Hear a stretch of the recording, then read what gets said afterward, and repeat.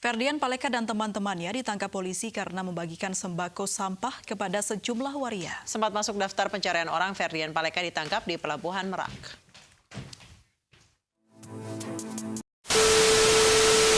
Assalamualaikum warahmatullahi wabarakatuh.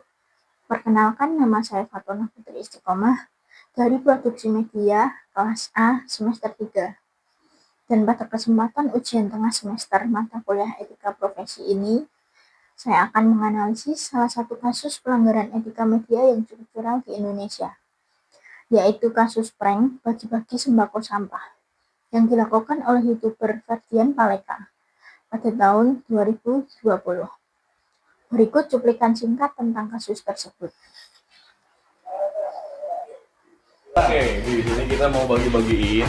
Jadi gini, Ya, soalnya kita tuh mau membagikan sembako bahan pangan, bahan pangan. Jadi yang belum tahu, ini isinya apa nih?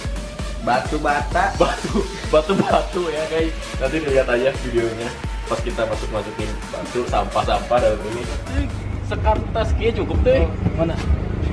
Nasi kotak. Berarti bener dah hari anjing kita. Baik, baik. Nah, itu tadi cuplikan dari kasus tersebut.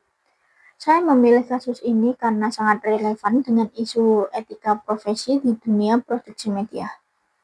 Saat ini banyak kreator konten berlomba mencari sensasi dan viralitas tanpa mempertimbangkan dampak sosial, nilai moral, dan tanggung jawab profesi. Kasus Ferdian Paleka menjadi contoh nyata bagaimana perancangan konten yang tidak etis dapat berlanjut menjadi produksi dan distribusi konten yang merugikan orang lain, serta menciptakan kerusakan sosial.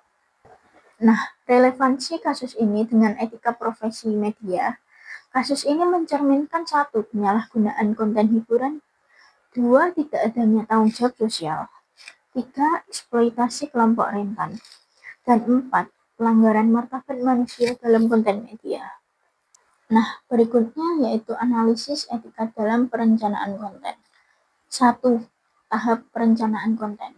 Pada tahap perencanaan konten, Ferdian Paleka merancang video prank dengan konsep membagikan sembako kepada para transpuan dan warga miskin di kota Bandung. Namun, isi sembako tersebut ternyata hanyalah sampah, batu, atau barang yang tidak layak dikonsumsi. Prank ini sejak awal direncanakan bukan untuk memberikan bantuan atau edukasi sosial, melainkan untuk mengejutkan, mempermalukan, dan menciptakan reaksi emosional yang dieksploitasi demi konten hiburan. Tujuan utamanya yaitu untuk mendapatkan sensasi dan viralitas demi traffic dan AdSense. 2. Pelanggaran etika pada tahap perencanaan. Yang pertama yaitu prinsip tanggung jawab sosial. Dalam teori etika media, setiap konten yang disebarkan ke publik harus mempertimbangkan dampak terhadap masyarakat. Namun dalam kasus ini, konten justru dirancang untuk memanfaatkan kondisi ekonomi warga yang kurang mampu dan identitas gender kelompok transpuan sebagai bahan lelucon. Tidak ada upaya memberikan manfaat sosial atau pesan positif, melainkan murni mengejar sensasi. Yang kedua yaitu ada prinsip non-malevolence atau tidak membahayakan. Secara etis, sebuah konten tidak boleh dibuat dengan niat merugikan atau menyakiti secara psikologis. Namun, prank ini sejak awal berfokus pada mempermalukan orang dan menimbulkan rasa malu serta sakit hati. Nah, yang ketiga yaitu prinsip keadilan dan non-diskriminasi. Perencanaan konten ini menargetkan kelompok transpuan yang merupakan kelompok rentan dan sering menjadi diskriminasi sosial. Menjadikan mereka bahan hiburan melanggar prinsip kesetaraan hak dan penghormatan terhadap martabat manusia. Yang keempat, ada prinsip kejujuran dan transparansi. Konten ini didasarkan pada tipu daya. Kreator menyamar sebagai pemberi bantuan, tetapi isi bantuannya tidak sesuai. Dalam etika produksi media, kebohongan yang disengaja dalam perencanaan konten termasuk tindakan manipulatif yang tidak dapat dibenarkan. Kemudian ada dilema etika.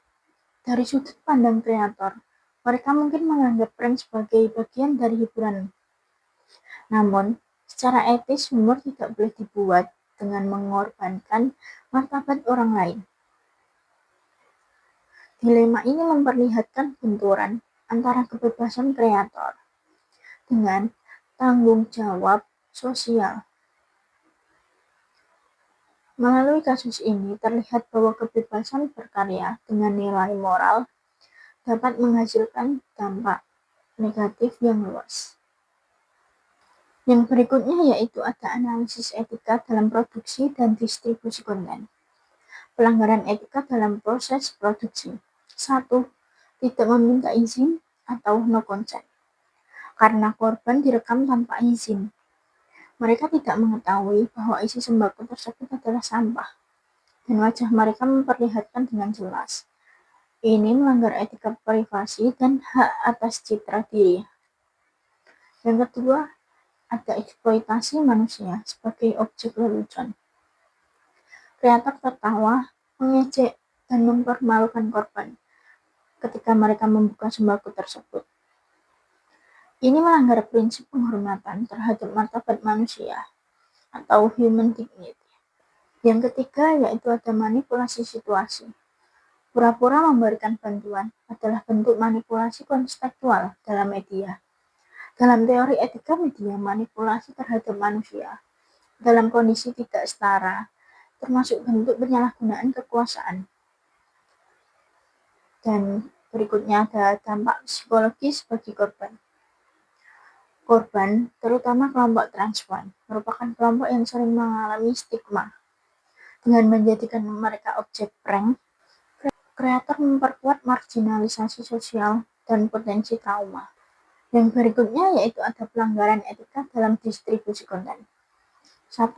Konten diunggah dengan tujuan untuk viral, thumbnail, gaya editing, dan judul dibuat untuk menarik perhatian tanpa memperhatikan sensitivitas sosial.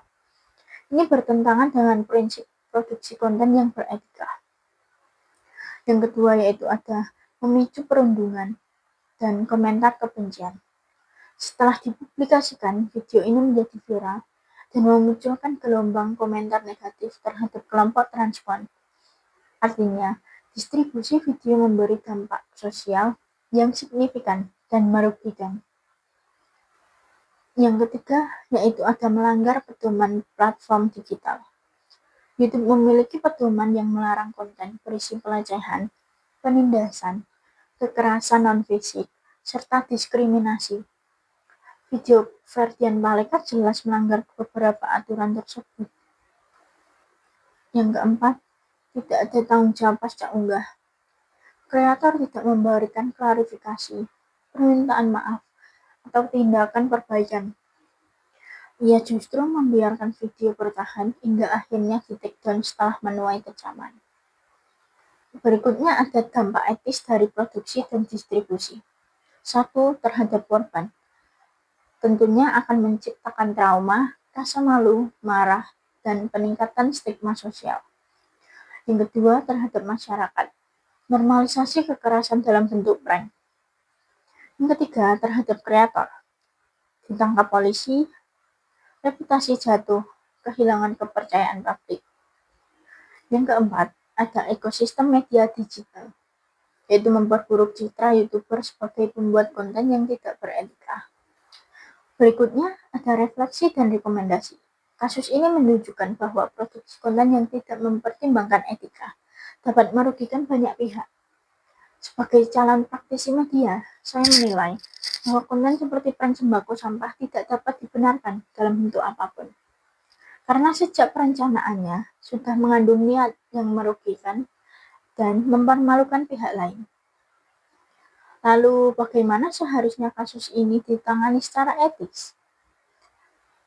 Yaitu, yang pertama, kreator seharusnya membuat konten yang memberikan manfaat sosial, bukan yang mengeksploitasi. Dan yang kedua, setiap orang yang direkam harus diberi penjelasan dan dimintai persetujuan. Yang ketiga, prank harus bersifat harmless, atau tidak menyasarkan kelompok rentan. Yang keempat, jika ingin memberikan bantuan, bantuan itu harus nyata, bukan tipu daya. Dan yang terakhir, konten harus mempertimbangkan dampak jangka panjang terhadap masyarakat. Lalu, bagaimana rekomendasi untuk mencegah kasus serupa? Yaitu yang pertama, mengikuti kode etik profesi media, seperti prinsip kejujuran, non-diskriminasi, dan tanggung jawab sosial. Membuat SOP konten digital yang melibatkan verifikasi risiko sebelum produksi.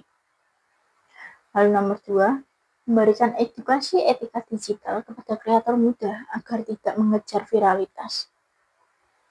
Mendorong platform seperti YouTube untuk memperketat modernisasi terhadap konten prank merugikan. Dan yang terakhir, sebagai praktisi produksi media di masa depan, kita harus memahami bahwa konten tidak hanya sekedar hiburan, tetapi juga memiliki tanggung jawab moralitas yang besar. Etika harus diterapkan sejak tahap perencanaan hingga distribusi, agar konten yang dibuat tidak merugikan orang lain dan tetap menghormati nilai kemanusiaan.